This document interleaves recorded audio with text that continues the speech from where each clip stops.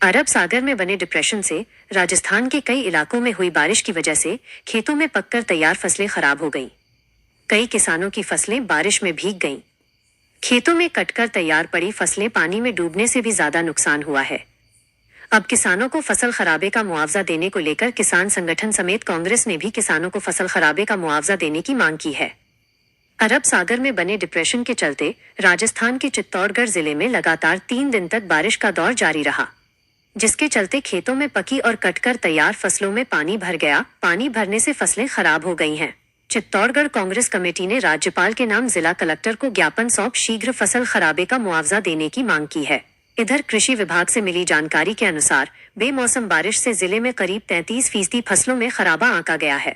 बारिश से खरीफ की फसलें तो खराब हुई हैं, लेकिन हाल में ही अफीम किसानों ने खेतों में अफीम बीज बुआई के बाद बारिश से खेतों में पानी भर गया। बेमौसम बारिश ने अफीम किसानों की मेहनत पर पानी फेर दिया। जिन खेतों में बुआई पूरी हो गई और बारिश से पानी भरने से अफीम का बीज सड़ गया, ऐसे में दोबारा बुआई करनी पड़ेगी। बारिश के बाद अफीम खेतों में पानी भरने और बीज सड़ने से अफीम किसान नारकोटिक्स विभाग में अपने खेतों के खसरा नंबर बदलकर दूसरे खेतों में बुआई की तैयारियां कर रहे हैं। इसको लेकर कई किसान खसरा नंबर बदलवाने के लिए नारकोटिक्स विभाग में आवेदन कर रहे हैं।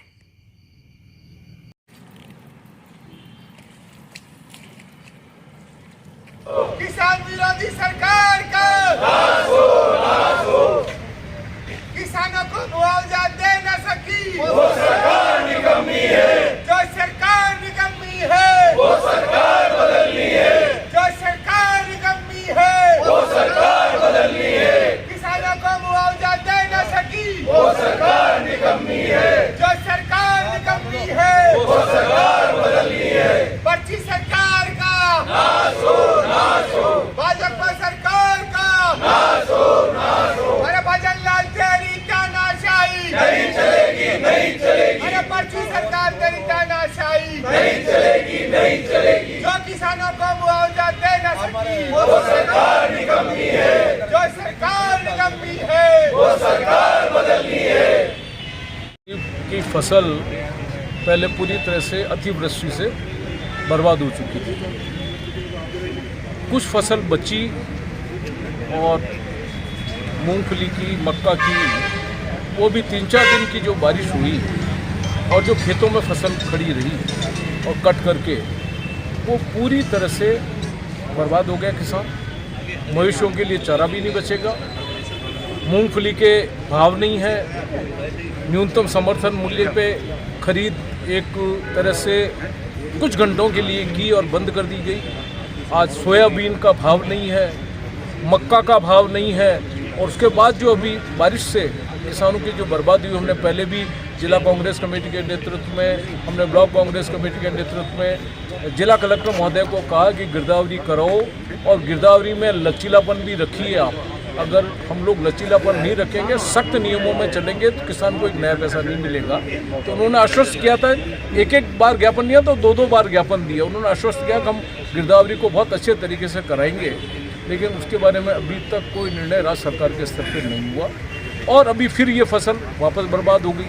आज हम लोग जिला अध्यक्ष जी के नेतृत्व में सब लोग आए हैं और आकर के हम लोग जिला कलेक्टर को ज्ञापन देंगे राज्यपाल महोदय के नाम पे और उनसे मांग करेंगे कि किसान जो बर्बाद हुआ है उसको कम से कम प्राकृतिक आपदा राहत कोष से मदद तुरंत प्रभाव से दी जाए, ताकि जो बची हुई फसल थी वो भी पूरी खत्म होगी तो पूरी तरह से किसान तो बर्बाद ही हो गया। और ये सरकार किसान विरोधी है। ये सरकार जो है पूरी तरह से किसान विरोधी है। भजनलाल सरकार, मोदी सरकार केंद्र के अंदर बैठी हुई है, कोई निर्णय नहीं कर पा रही है किसानों के प्रति। अभी आने वाले समय में अध्यक्ष जी ने बिल्कुल सही कहा, हमें खाद की परेशानी का सबसे ज़्यादा सामना करना पड़ेगा। अभी कुछ जगह तो बड़ी बड़ी लाइनें लगना शुरू की थी। चित्तौड़ के अंदर क्राइसिस शुरू हो गया था। अब जैसे ही ये तो बारिश होने से हो सकता है किसान थोड़ी देर से अपने फसल को बोना शुरू करे, लेकिन तब तक अगर खाद की व्यवस्था नहीं तो हालात और ज़्यादा बिगड़ेंगे। और हम चाहेंगे कि ये प्राकृतिक आपदा राहत कोष के अंदर किसानों के जो राहत देनी है, जो पैकेज देना है, वो शीघ्र से शीघ्र घोषित करे सरकार। छुट्टी हुई नहीं है।